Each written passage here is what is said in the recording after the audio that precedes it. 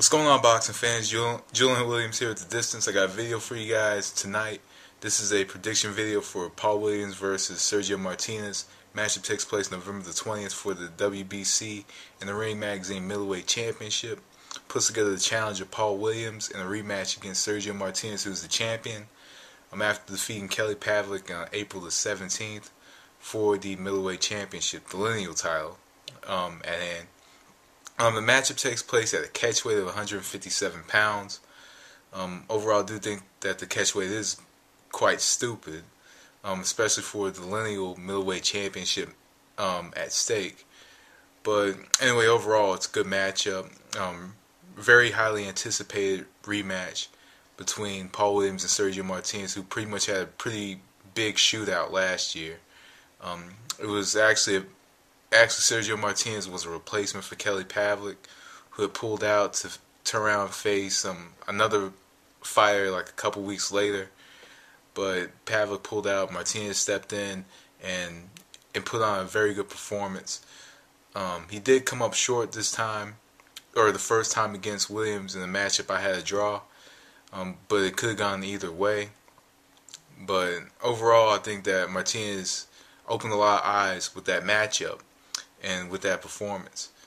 He went on a few months later and took on Kelly Pavlik, won the middleweight championship, lost one of the belts, which is now held by Dimitri Pyrak. But anyway, onto the matchup. Paul Williams versus Sergio Martinez too. I've already explained the catch weight. I just think the catch weight is stupid. But other than that, with a couple things that I do consider with this matchup is it all comes down to preparation, training, and the size of the ring. I think those three things are going to be key important factors for this matchup. Because Sergio Martinez is the type of fighter that likes to move around and use his movement very well to create his offense, to create, or find his openings using his movement. And also, an advantage he does have is he can land very short shots inside, and can actually counter the wide shots that Paul Williams tends to throw.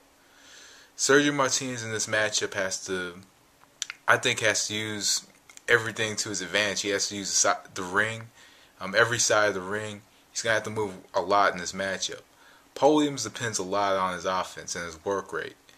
In the first matchup in December of last year, he was a little wary of what he threw because, and didn't throw as many punches because Martinez had an answer back for everything that he threw. Martinez was countering, even knocked him down in the first round. Martinez in this matchup, I think that countering is going to be the number one factor in this matchup because Williams throws about 100 punches per round. Depends a lot on the work rate, but he has a lot of defensive liabilities. Williams, he crouches down, doesn't fight, his size, fights, down as opponents, and I just think that he has to utilize that to his advantage with that kind of that praying mantis type, style where he just stands up and he's throwing. With an opponent that throws, there's going to be a lot of countering opportunities. Fire back. I think winning this match for him, he's going to have to fire a lot. He's going to have to throw a lot of counters, but when he throws the counter, he's going to have to throw combinations. He's going to have to make Williams chase him as well. And because when he makes Williams chase him, I think it looks better for the judges if he makes Williams chase him, more so than him trying to get inside, and landing shots on Williams. He throws very good short shots, very slippery inside, especially for opponents trying to land. And also, one thing he doesn't want to do, he doesn't want to get on the ropes as well. He doesn't want to get trapped on the ropes. He wants to create angles, and when he creates these angles, he wants to throw from the angles because if you notice, like in fights like in the first match with Martinez, or against the fighter who's another boxer who created angles, Williams didn't see the punches coming from the angles, especially when the angles were created. A lot of opponents that Williams faced aren't given a chance to create angles because Williams walks up and he smothers them with punches, and throws so many punches per round. But I think that Martinez is slick enough and he's quick enough to be able to create openings and create offense using the angles, create angles to get Williams off balance and land shots from these angles. I think that Martinez can do that.